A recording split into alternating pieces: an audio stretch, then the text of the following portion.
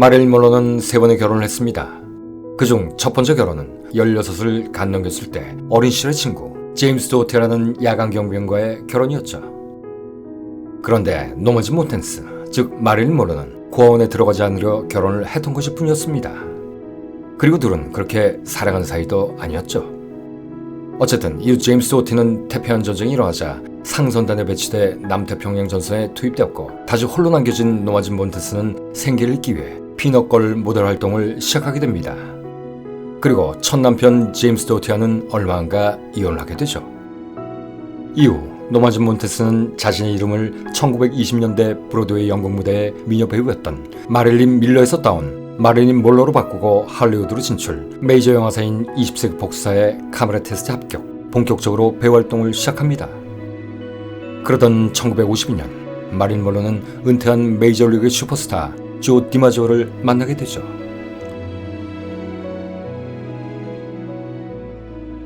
그런데 친구가 별로 없었던 마릴린 먼로와 성적 부진으로 은퇴 후 은둔 생활을 하고 있던 조 디마지오는 서로 마음이 잘 맞았습니다.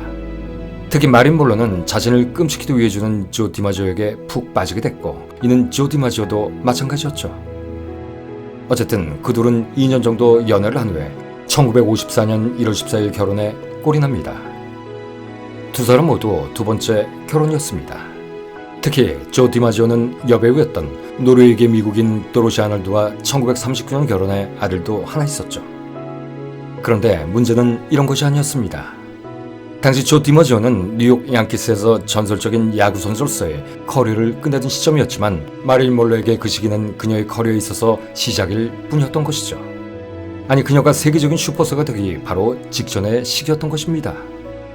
어쨌든 이 결혼은 백만장자와 결혼한 법에 출연한 여배우가 야구 영웅과 결혼한 법에 새로운 모습을 선보인다라며 세상을 떠들썩하게 했습니다.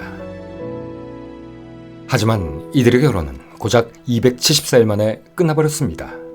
그 원인은 조 디마지오의 가정 폭력 때문이었죠. 그는 결혼 생활 동안 수없이 마릴린 먼로를 폭행했었는데, 심지어 폭행 도구로 야구 배트를 쓰기도 했던 그야말로 인간 쓰레기나 다름없는 미친놈이었습니다. 어린 여인에게 현역 시절 2번이나 리그 최다 홈런, 최다 타점을 기록했던 자신의 불방망이를 퍼붓으니 말이죠. 물론 그에게 변명까지도 하는 변명은 있었습니다. 행복하고 꿈만 같았어야 할 일본 신혼여행 당시 한국에 주둔하던 미군 병사의 위문을 위해 마릴린 먼로가 가는 바람에 신혼여행을 망쳐버렸다는 불만을 시작으로 자신이 감당하지 못할 마릴린 먼로의 자유롭고 화려한 연애활동에 치여 큰 불만을 갖게 됐다는 것이었습니다.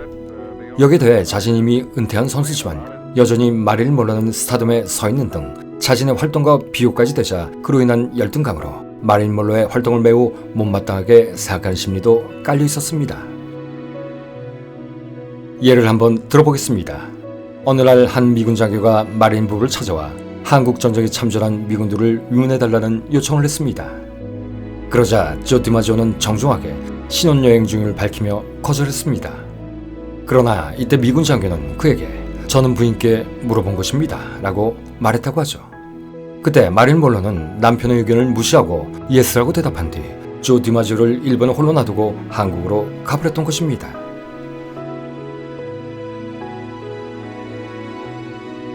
어쨌든 이런 불만들은 영하 7년 만에 외출해서의 지하철 환풍구 업스커트씬에서 절정에 이르게 됩니다.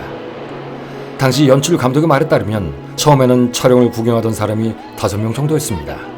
그러나 이 소문이 퍼지자 5명이 금방 1만 명으로 불어났죠. 마릴린의 치마성을 올려다 보려고 남자들이 모이던 것입니다. 이 와중에 누군가는 야유를, 누군가는 사인을 해달라며 달려드는 등 그야말로 현장은 개판이 되어버렸습니다. 재앙 아닌 재앙이 일어난 것이죠. 이에 사태가 이정에 이르게 되자 현장에 있던 조 디마지오는 "내 여자의 아랫도리를 수많은 놈들이 올려다보며 희낙낙거리다니 라고 분개하며 눈이 돌아가 버렸고, 이날도 어김없이 마릴린 먼로에게 야구 배트를 이용한 폭행이 이루어졌습니다. 뉴욕의 아름답고 멋진 최고급 호텔의 스위트룸에서 말입니다. 그리고 이것으로 결혼생활은 끝나버렸죠. 그런데 대중에게는 좀스럽게 짝이 없는 조 디마지오의 폭행은 감춰져 버렸고, 유명인들이 이럴 때마다 말하는 성격 차이로 인한 이혼으로 발표됩니다. 결국 조 디마지오는 미국 최고의 영화배우 또는 최고의 피넛걸과의 결혼을 감당하지 못했던 것입니다. 그런데 이 둘의 파괴의 원인을 자세히 들여다보면 단지 디마지오의 폭행 때문만은 아니었습니다. 조 디마지오와 마릴린 몰로 둘 다 결혼을 자기 중심적인 시각으로 바라봤기 때문이었죠. 조 디마지오는 여성에 대한 자신 소유욕이 넘치던 사람이었습니다. 그는 세계에서 가장 사랑받는 여자에게 선택받았다는 것에 흥분해 있었으면서도 마릴린 몰로가 못 가져오는 블라우스와 긴 치마를 입고 영화배우처럼 행동하지 않기를 바랬습니다. 하지만 세계에서 가장 유명하고 성공한 여배우가 되려는 찰나에 있는 이 젊고 아름다운 여성이 그저 디마지오를 위해 파스타 하나 삶고 아이 기저귀를 가는데 시간을 보낼 수 있었을까요? 반면 마릴린 몰로는 일생 동안 절대 자신을 떠나지 않을 아버지 같은 남자를 원했습니다. 그러기에 다소 보수적이었지만 디마지오를 선택했던 것이죠. 어쨌든 마릴린 몰로가 죽은 후 그녀의 묘소에 일주일에 2번씩 장미꽃을 가져놨다는 이유로 조 디마지오를 로맨티스트로 미화하려는 사람들도 있습니다. 하지만 그렇다고 그의 폭력 행위가 용서되지는 않을 것입니다. 아무리 지금보다 훨씬 폭력이 일상이었던 시대였음을 감안하더라도 그가 휘두른 가정폭력은 그 어떤 명분도 찾을 수 없기 때문이죠. 그리고 그의 폭력은 의처증을 넘어 편집증적 성향을 띠기도 했습니다. 마릴린 몰로를 격렬하게 때리면서 눈물을 흘리다가 다시 가게에 끌어안고는 너무 사랑해서 그랬다, 미안하다, 죽을 때까지 사랑한다 라는 매우 심파적이고 광기 어린 폭력이었던 것이죠. 심지어 그의 아들 디마지오 주니어마저도 자신이 목격했던 아버지의 가정폭력에 대해 양아원이었던 마릴린 몰로를 동정했을 정도였으니 말입니다. 마릴린 몰로가 약물에 중독되기 시작한 시점도 이때부터였습니다. 폭력에 대한 불안 속에 살면서 마릴린 몰로는 술을 더 마시고 안정제를 더 복용할 수밖에 없었던 것이죠. 다시 말해 마릴린 몰로 파멸의 시작점이었던 것입니다. 세월이 흘러 마릴린 몰로가 아소 밀러와 이혼하자 조 디마지오는 그녀에게 재결합을 타진합니다. 이에 모든 것이 황폐되어 있던 마릴린 몰로도 그의 재결합 의사에 응하게 되죠. 그러나 재결합 3일 전 돌연 마릴린 몰로가 사망하고 말았던 것입니다. 이후 조 디마지오는 마릴린 몰로의 죽음이 케네디 가문 때문이라고 생각하게 되었고 평생 케네디 가문을 저주했습니다. 그리고 권력자의 성추문 역시 매우 혐오하기 시작했죠. 훗날 성추문을 일으킨 빌 클린턴 대통령이 악수를 청하자 고개를 돌리고 그를 외면해 버렸을 정도였으니까요. 어쨌든 조 디마지오의 이혼으로 마릴린 몰로의 심리 상태는 더욱 악화됐습니다. 이때 마릴린 몰로는 자신의 주치 랄프 그린슨의 가족들에게 이런 말을 했다고 합니다. 내 자신이 끔찍하게 느껴져요. 모든 뜻대로 되지도 않고 잘 되는 일도 없어요. 그래서 저는 늘 혼자예요. 저는 길 잃은 영혼일 뿐이죠. 제가 하는 일은 모두 망할 거예요. 라고 말입니다. 그럼에도 얼마 안 가 마릴린 몰로는 헐리우드로 복귀합니다. 그리고 복귀 인터뷰를 하죠. How do you feel about coming back to Hollywood? Is it a happy time for you, or Yes, it is. It's a very happy time. I'm happy to be back. My hometown. Yes. Well, you're a happy girl now. Ah.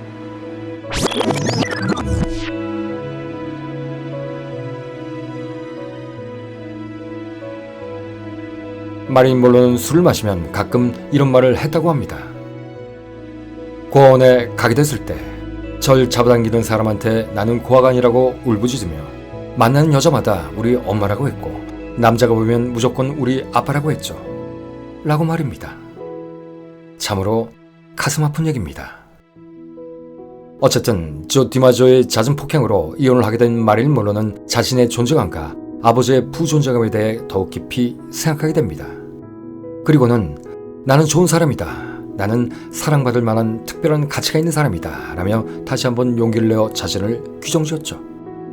이렇게라도 하지 않으면 자신의 삶이 너무나도 공허해지기 때문이었습니다. 자신의 파멸을 막을 마지막 방어기제가 작동했던 것일까요?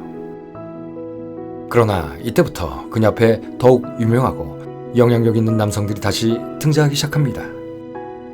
그렇습니다. 어찌 보면 마릴린 몰로 죽음의 미스테리는 이들과의 만남에서부터 시작해야 할 것 같습니다.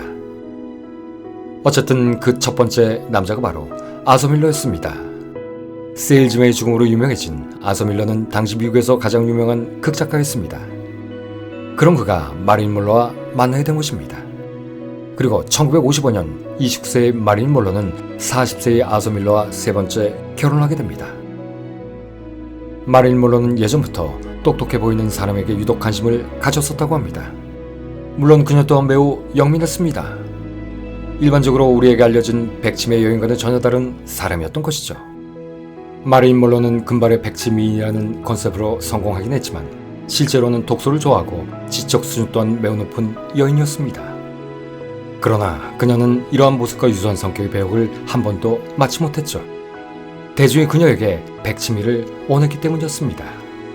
그러기에 당시 이지적인 미모의 배역은 엘리자베스 테일러, 그레이스 켈리, 오드리 헵번 등의 몫이었습니다. 그러나 마릴린 먼로 역시 영민했습니다. 대중이 원하는 바를 간파하고 공식적인 자리에서도 그 특유의 표정과 행동으로 백치미를 연기했을 정도였으니까요. 영화의 바깥 생활에도 그녀에게는 메소드 연기의 연속이었던 셈이었죠. 그녀는 그야말로 프로 중에 프로였던 것입니다. 어쨌든 그녀의 그런 지적 성향은 가부장적인 권위주의에 절은 조 디마조의 파경 후 아서 밀러를 만났을 때 더욱 두드러지기 시작했습니다. 이때부터 마릴린 먼로는 자신의 지적 가치와 자립을 더욱 갈망하게 된 것이죠. 나아가 사회 문제에 대한 자신의 신념 또한 드러내기 시작했습니다. 할리우드에 불어닥친 메카시즘을 비판하기 시작했고 흑인 민권 운동을 후원했으며 핵실험 반대단체의 회원으로도 활동했습니다. 심지어 여성 배우를 홀대하는 헐리우드 시스템을 비판하기까지 했죠. 그리고 이 모든 것들은 아서 밀러를 만나면서 더욱 큰 시너지를 내게 됩니다. 반면 이런 일련의 활동은 마릴린 먼로를 좌익 인사로 분류하는 계기가 됐죠. 빨갱이라 의심받던 남편 아서 밀러와 함께 마릴린 먼로 역시 FBI 요시찰 대상이 되고 만 것입니다. 그 시절 미국은 빨갱이 사냥, 즉 메카시 선풍의 여파가 여전히 남아있던 시절이었고 세계는 냉정의 피바람이 불던 시기였기 때문이었죠. 그러면 우리는 여기서 메카시 선풍, 소위 메카시즘에 대해 잠시 살펴볼 필요가 있습니다.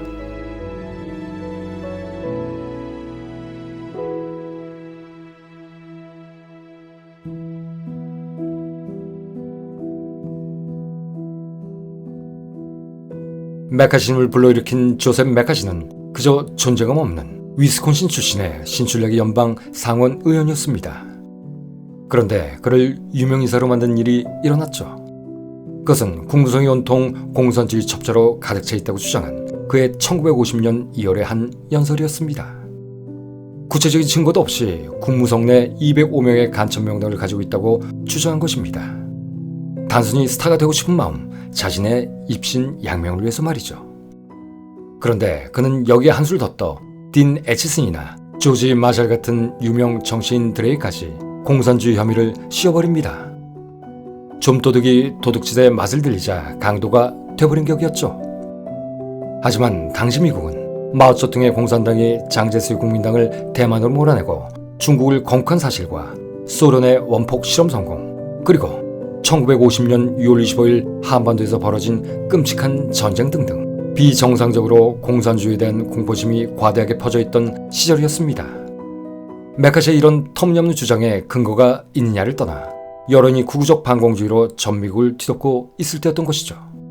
여기에 마치 한편의 격정적인 또는 흥미로운 드라마를 보는 듯한 잔인함의 내면화라는 대중심리까지 더해졌습니다. 당시 메카시는 누구든 상관없이 조금이라도 의심이 가면 공산주의자로 매도하기를 주저하지 않았고 그의 블랙리스트에 올라간 정치인들을 포함한 유명인들은 모든 것을 잃고 말았기에 미국 대중은 이런 타인의 불행한 스토리에 묘한 악마적 희열을 느끼는 조리돌림, 소위 집단 사디즘에 빠져들게 된 것입니다. 메카시는 노동자 계급, 가톨릭교도, 소수민족, 그리고 보수적 공화당원들로부터 절대적인 지지를 받았습니다. 그가 한창 위세를 떨칠 때 그를 법 위에 군림하는 인물로까지 불렀을 정도였으니까요. 그러나 권력을 과신한 그는 결국 넘어서는 안 되는 선을 넘고 맙니다. 절대 건드리지 말아야 할 집단, 고위 군 장교들까지 공산주의자로 몰아가는 결정적인 실수를 저지르고 만 것입니다. 이에 의회 청문회가 열리게 되었고 이것이 텔레비전으로 전국에 중계되면서 수백만 시청자들은 메카시가 피고인들을 거만하게 위협하며 증거도 없이 공산주의자로 몰아가는 것을 보게 됩니다. 그리고 그제서야 대중들은 사태의 심각성을 깨닫게 되죠. 이때부터 여론이 등을 돌리면서 그의 정치 세명도 끝이 납니다. 그의 공세에 시달려왔던 민주당 의원들이 공화당 온건파 의원들의 지지를 얻어 1954년 12월 그의 의원직을 박탈해 버린 것이죠. 그 후 메카시는 시리에 빠져 평소 자신이 그렇게도 좋아했던 술로 세월을 보내다가 3년 후인 1957년 사망합니다. 대중을 개돼지로 알고 날뛰던 또라이 정치인의 희극적 말로였죠. 하지만 그가 만들어낸 극단적 반공주의는 1950년대 미국 정계를 유령처럼 떠돌아 다녔습니다. 반 메카시즘의 영향으로 1954년 제2차 세계대전 영웅 드와이트 아이젠하워가 대통령에 당선된 이후에도 아니 존 F 케네디가 암살 당할 때까지도 말이죠. 어쨌든 아서 밀러의 결혼은 마릴린 먼로가 의문사하게 되는 첫 단초가 됐습니다. 그런데 아서 밀러가 마릴린 먼로와 결혼한 것은 이 결혼이 자신의 창작 활동에 유용했기 때문이라고도 전해집니다. 그는 마릴린 먼로가 굉장히 똑똑하다고 여겼고 아직 개발되지 않은 그녀의 잠재적인 능력 또한 무궁무진하다고 생각하고 있었던 것입니다. 그래서 마릴린 먼로에게 처음까지 했던 것이죠. 어찌 보면 아서 밀러의 욕심과 악의적 지배욕이 계획적으로 그녀에게 덮어씌워진 것입니다. 그 역시 조 디마조와 별반 다를 것 없는 그저 자신밖에 모르는 이기적인 인물이었던 것이죠. 이런 아서 밀러와의 결혼, 앞서 말했듯 이것이 마릴린 먼로의 명을 단축시키게 됩니다. 가여운 여인. 그런데 마릴린 먼로는 뭣도 모르고 결혼식 사진 뒷면에 이렇게 적었습니다. 희망, 희망, 희망이라고 말이죠. 이 즈음 마릴린 먼로는 헐리우드에서 동부 해안 지역으로 옮겨 액터스 스튜디오에서 연기 공부도 하고 자신만의 프로덕션도 차렸습니다. 그리고 마릴린 먼로 프로덕션의 첫 영화인 왕자의 무희를 찍으려 남편 아서 밀러와 함께 런던으로 건너갔죠. 그런데 환영 파티가 끝나고 마릴린 먼로는 우연히 아서 밀러가 적어둔 메모를 보게 됩니다. 그러나 그 메모에는 이번에도 전처럼 흠 있는 여자와 결혼한 것 같다 라고 쓰여 있었죠. 심지어 여기에는 자신을 창녀라고 표현한 문구까지 있었습니다. 이때 그녀는 무엇을 느꼈을까요? 다정하지만 잔인한 아서 밀러의 이중적 사랑에 속수무책으로 당했다고 느꼈을 것입니다. 배타적이기 짝이 없는 주제 파악도 못하는 비겁한 먹물 나부랭이에게 말이죠. 더구나 이 당시 마릴린 먼로는 진정 안정적인 가정을 꾸리려 노력하고 있었습니다. 그러기에 아이를 너무나도 원하고 있었고 만약 스타돈과 아이 둘 중에 하나를 고르라면 무조건 아이를 선택할 것이라고 친구들에게 얘기하곤 했었다고 합니다. 하지만 그녀의 바람은 이런 스트레스에 의해 산산이 무너지고 말죠. 천신만고 그때 가진 아이를 그만 유산하고 만 것입니다. 1958년 영화 뜨거운 것이 좋아를 찍을 때였습니다. 천성이 여리고 유순한 마릴린 먼로에게 이는 심각한 상황이었습니다. 이때부터 가뜩이나 우울증에 빠져 시도 때도 없이 불안 증세를 보이던 그녀의 상태는 더욱 안 좋아졌고 급기야 자기 자신을 혐오하기까지 했으니까요. 이때 마릴린 먼로는 측근들에게 이런 말을 했다고 합니다. 그럴 수만 있다면 다른 사람이 돼서 어디론가 떠나고 싶어요 라고 말이죠. 결국 1960년 영화 기인들을 촬영할 때부터 마릴린 먼로는 급격하게 변하게 됩니다. 몸은 극도로 쇠약해졌고 얼굴에는 그녀 특유의 발랄함이 점점 없어지기 시작했죠. 마약성 약물의 복용이 점점 더 심해졌기 때문이었습니다. 암페타민 같은 각성제와 진정제, 신경안정제, 그리고 무엇보다도 위험한 수면제와 술.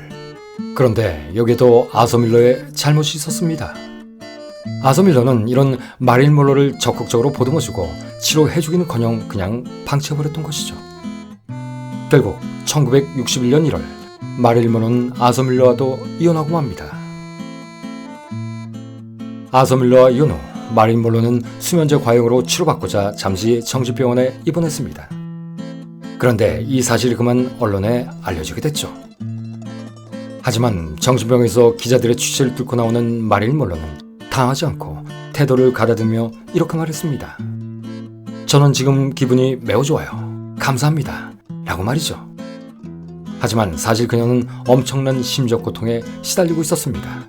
그리고 불과 몇 달 후 그녀는 사망하고 맙니다. 그렇다면 그녀가 사망까지의 몇 달간 도대체 무슨 일이 있었던 것일까요? 그렇습니다. 그 기간 동안 벌어진 일을 살펴보는 것이 제가 이 시리즈를 제작하게 된 이유입니다.